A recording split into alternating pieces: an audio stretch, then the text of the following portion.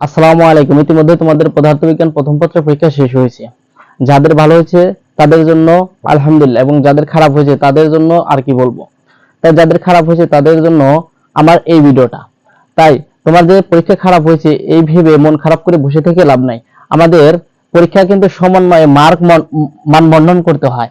তাই আমাদের পদার্থবিজ্ঞান দ্বিতীয় পত্রের পরীক্ষাটা ভালো দিলে আমাদের প্রথম পত্রের খারাপ, এটা দুটো একসাথে কম্বিনেশন হয়ে আমাদের ফলাফলটা ভালো আসতে পারে। তাই আমরা শিখব কিভাবে মাত্র 3টা অধ্যায় পড়ে A+ কনফার্ম করা যায়। আসো তাহলে দেখি আমাদের মানবন্ধনটা।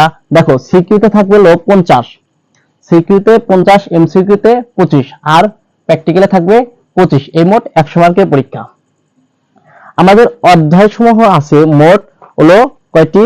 তোমার 1 নম্বর আছে কি তাপগতিবিদ্যা, 2 নম্বর আছে স্থির তড়িৎ, 3 নম্বর আছে চলতড়িৎ, 4 নম্বর আছে ভৌত আলোক বিজ্ঞান, 5 নম্বরে আছে আধুনিক পদার্থবিজ্ঞানের সূচনা, 6 নম্বরে পরমাণু মডেল এবং নিউক্লিয় পদার্থবিজ্ঞান, 7 নম্বরে আছে সেমিকন্ডাক্টর ইলেকট্রনিক্স।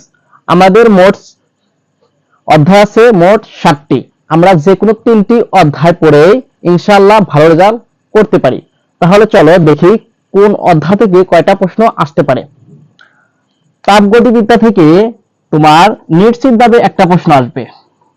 তাপগতিবিদ্যা থেকে নিশ্চিতভাবে একটা প্রশ্ন আসবেই। তোমার ভাগ্য যদি খুব ভালো থাকে দুইটাও পেয়ে যেতে পারো। স্থির তড়িৎ, এটা থেকে মাস্ট বি একটা প্রশ্ন আসবে। তোমার চলতড়িৎ, এটা থেকে মাস্ট বি একটা আসবেই। ভাগ্য ভালো থাকলে দুইটাও পেয়ে যেতে পারো। ভৌত আলোক বিজ্ঞান একটা আসবে।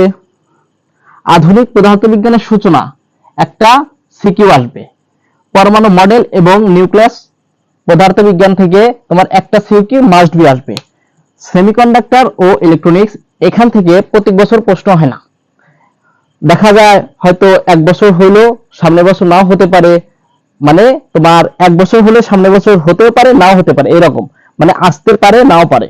দেখো, যদি তোমার সেমিকন্ডাক্টর ইলেকট্রনিক্স থেকে প্রশ্ন না আসে তাহলে তুমি মাস্ট বি ধরে রাখো এই 3টা থেকে তোমার 5টা প্রশ্ন হবে। এই 3টা থেকে তোমার মোট 5টা সিকিউ তুমি পেয়ে যাবে। আমার মোট অ্যান্সার করতে হয় কয়টি? 5টি। দেখো, আমি 3টে অধ্যায় পড়েই 5টা সিকিউ ইজিলি অ্যান্সার করতে পারতেছি।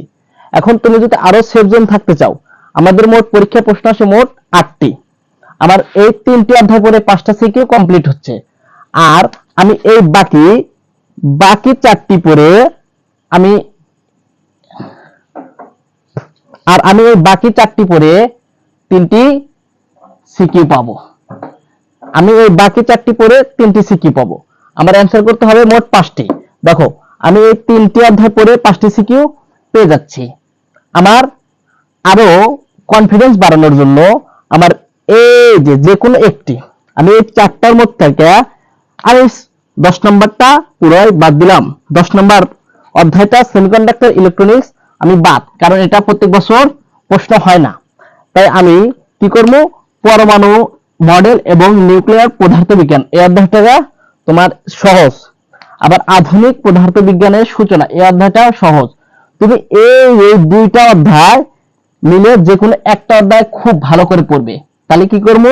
আমি 8 নাম্বার আর 9 নাম্বার অধ্যায়টা খুব ভালো করে পড়ে যে কোনো একটা সিকিউ কনফার্ম করব।